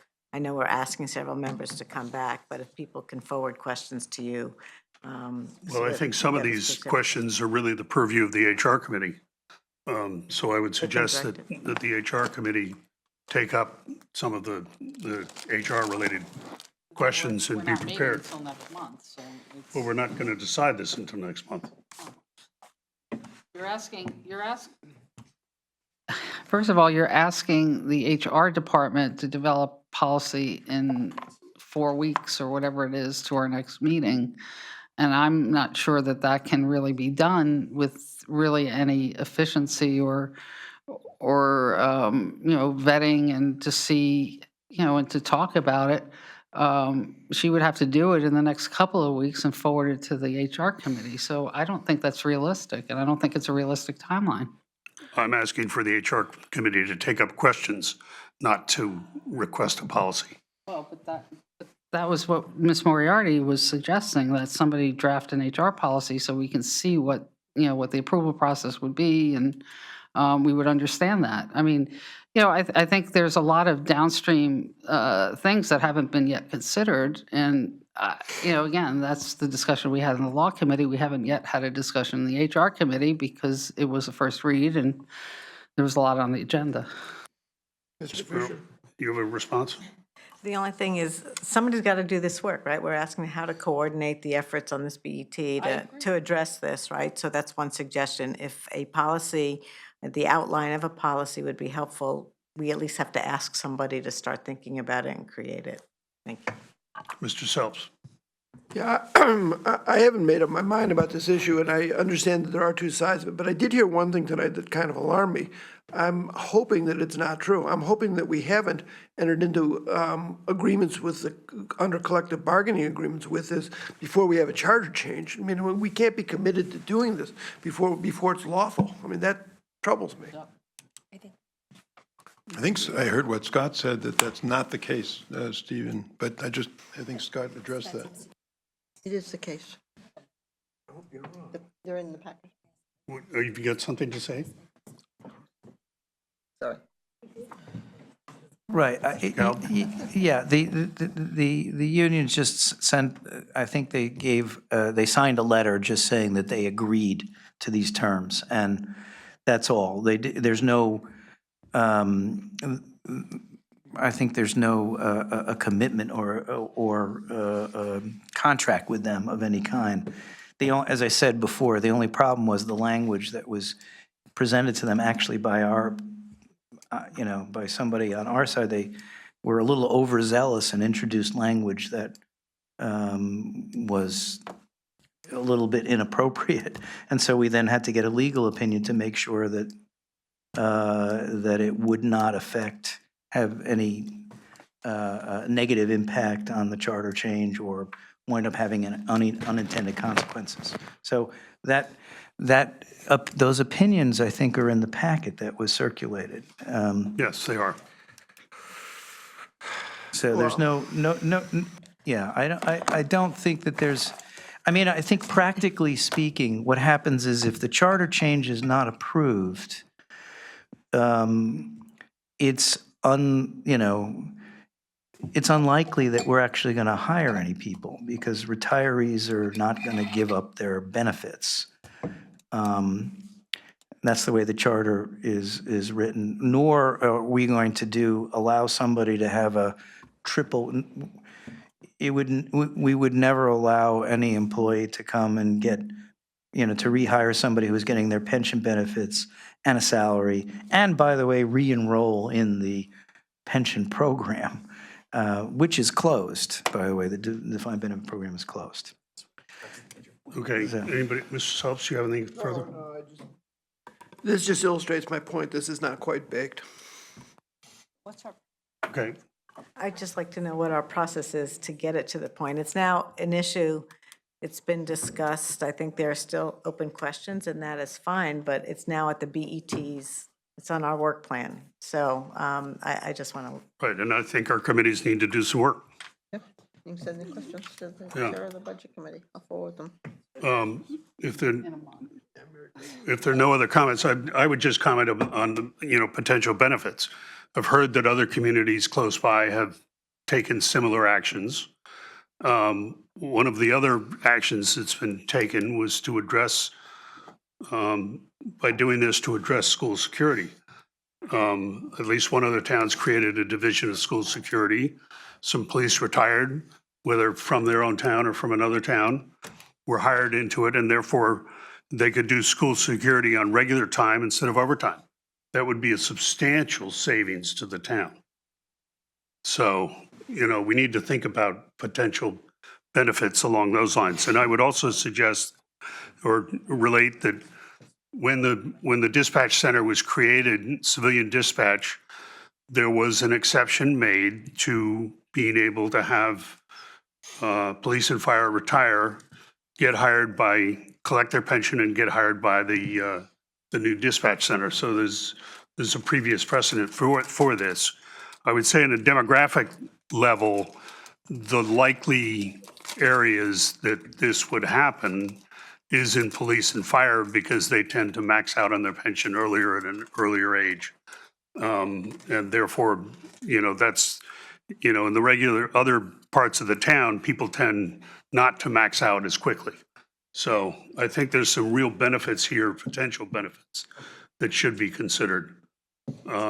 Anybody else? Okay, so more to come. Well, wait, before we, is our goal to take a vote on this in the January meeting? Or, what is the timeline if the committees can't come to a recommendation by January? Our goal is to take a vote on it when we're ready to take a vote on it. Pete, how many months did this bubble through the retirement board? I have been working offline internally with the HR director, the chairman, Wasik, the retirement administration for a year. We started hearing about it.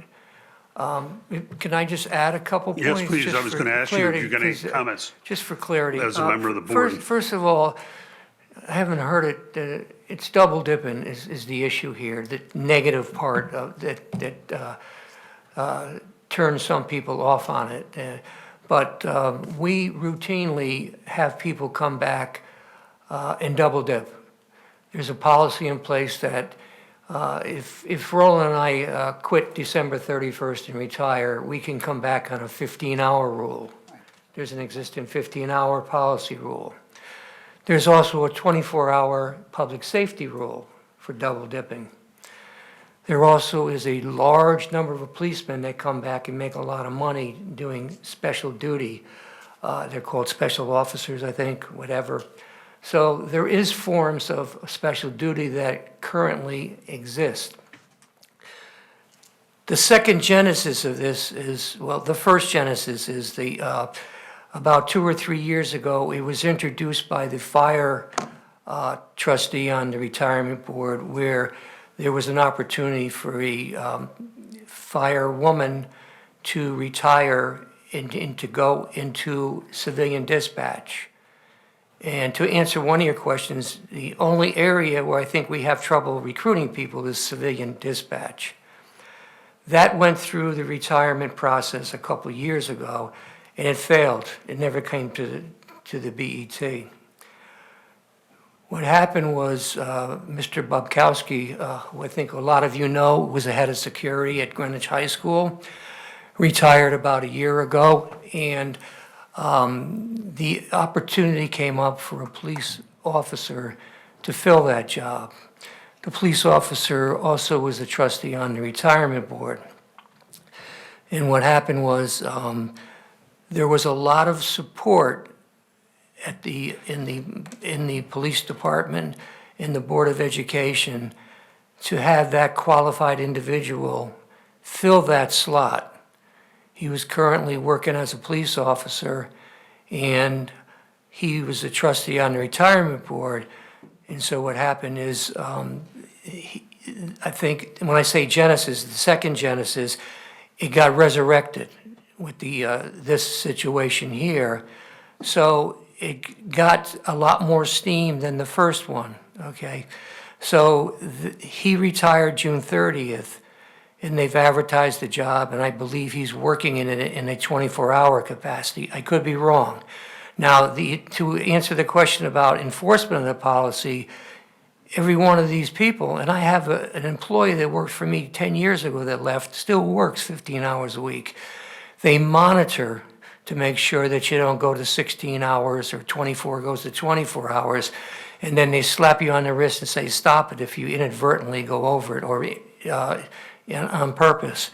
So you've got the situation where, and it's extremely rare, in my 20 years, that's the only two situations I know of where opportunities have come up where a retired person can come back and go into that position. There was an exception, and Roland might have to help me, and Karen might know this. There was a side letter written many years ago where they allowed people to come back and double dip in the civilian dispatch area. So there's a precedence there with this violation of the charter, or whatever you want to call it. So where we are right now is they want to fill this position with what is felt is the best candidate that's out there, the most qualified, with a public safety background. To go back to some of the arguments about the cost to the town, we do an experience study every 5 years. We estimate there'll be 40 retirements, okay? We'll find out next October when we have the experience study. Did 41 retire? Did 39 retire? But there was some fear generated by the fact that there was a request to the retirement board's actuary to look at 43 or 76. And there was some fear that was introduced that the floodgates would open and it would increase the ADEC, the actuarial determined employer contribution, dramatically.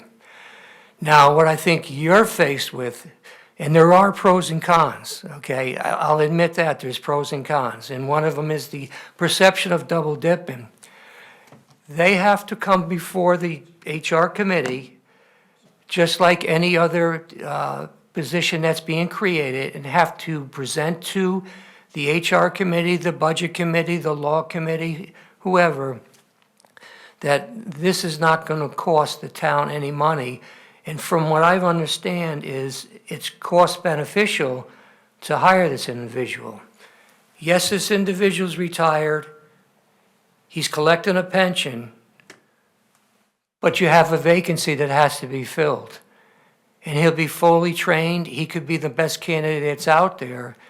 And that is what has to be sold to the BET as far as, do we want to allow the charter change so that we could hire this individual? I personally don't think that this is going to happen more than once or twice in the next 10 years. I don't see where it could happen. But that's some of the information that's out there as far as how we got to this point. Now, I don't know if you have any other questions about specifics about. I have a question for Pete. Do you know offhand how many people that we have hired here who used to work in other municipalities who may be collecting retirement benefits In from other municipalities? Yeah, from other municipalities. Our town administrator, right? No, they control it. There's Yeah, no, I mean, yeah, please, go ahead. the superintendents of school, Dr. Lichtenfeld and Sidney Freund were from other towns, Right, but they what were in about another state. Our administrator, you said? Yeah. Town We, administrator? Right. I Somebody believe from Joe Norwalk? Lucella came from Trumbull, the emergency operations. Right. So there's this kind of music, a little bit of this musical chairs, like, okay, They're police and fire officers too. right, okay. They're laterals. There are a lot of those. Yeah, but there are situations where there are police and fire that, I think, I could be wrong, is Lubawicki and Justin retired from other towns? Pete Szynski. Right, I We just shouldn't wanted talk to about know, individual names. you know, it's not, I'm sorry. Fire chief from Danbury, okay. Right, I didn't mean to ask for other names, just positions, but I guess I just want to know is, we see this actually sure. happening, Yeah. right? Yeah. It is a thing. Ms. Okay. Jansen? I, like my colleague from the HR committee, if there is benchmark information, what other towns are doing, that would be very appreciated. Everyone has a dispatch center, you know, police officers that retire at an earlier age than what's out there, and they have still a lot of vitality and interest to work. I would be very interested to know how the other towns are addressing this you said the high need area of dispatch. I don't know who to address that to, but. I brought that up as to Karen Fosciolato's question about the issue of the comment about there's difficulty filling jobs. And my response was the only area that I'm aware of where there's difficulty is in the civilian. And I don't want to say broke the rules, but we changed we were able to allow people to come in, and there was a special circumstance where a side letter was written. Right. Granted, it was like 20 years ago or whatever, but it Right, I happened. remember when. So there's precedence in this Right. area. Because the dispatch were union police officers, and then they went civilian. Yeah. And so they made that one-time exception. I remember that. I guess I'm looking for, because it's just interesting to know, 169 towns, what are they doing with the many retired people? And how, are they staffing them, or, you know, how much movement is there? What's going on? Yeah. You know, we're not the only ones with this opportunity. Thank you. Okay. Anybody else? Okay, I think we've had a good discussion on it, and we'll look forward to more in the future.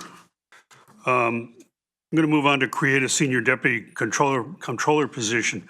A question came to me this evening, which I think we should just make this also a first read. The idea here is to create a succession plan for Mr. Geiger. And it's really born of the experience of You're not leaving. Sorry, you can't leave ever.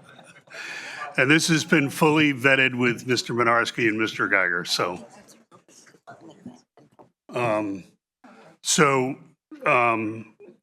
You know, I think this comes of our experience with the controller's pending retirement, wanting to have a succession plan, wanting to have it be smoother.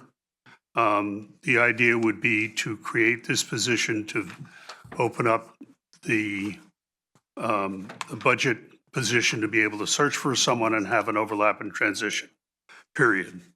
The question that came up was whether or not we would have to do a search for that. I don't know the answer. I suspect we might.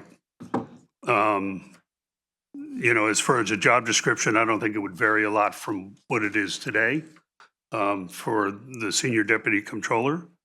You know, other aspects of it probably would not change also.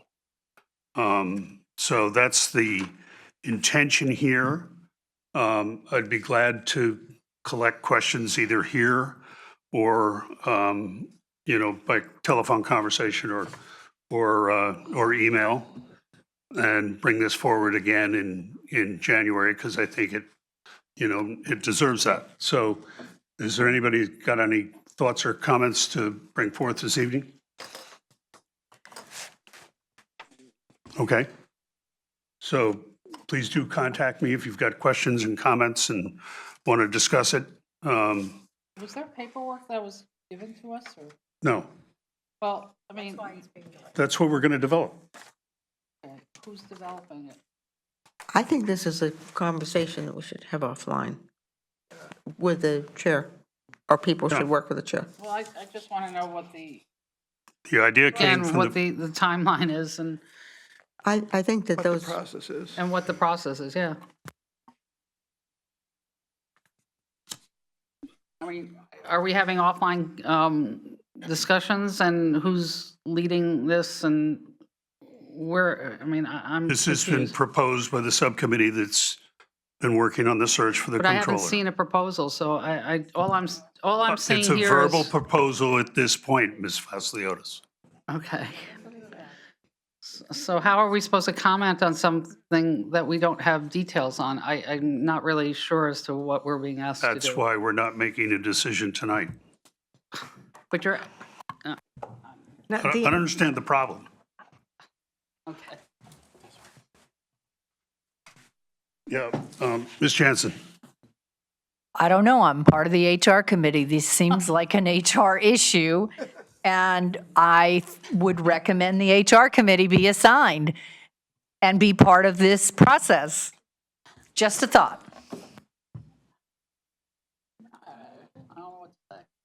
Anybody else?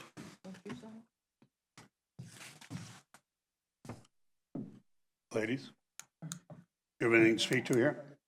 Or, No, I mean, the reason that there does need to be a good process and better documentation, and it should go through the HR committee before it comes to the full BET in January.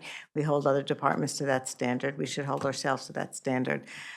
This proposal, I think there is a search committee, I believe our chair is announcing, but this position actually reports to the controller, and the controller is involved and should take the lead in the paperwork creation. anybody else? So I'm a little confused again. We are forming a search committee for a position that hasn't been drafted yet. No, we have not. Well, I just heard that you're going to form a search committee for this. So I'm No, I said- confused as to the process. That's not what I said. I said this was a recommendation by the search committee that's working on the controller position. I'm way confused. Okay.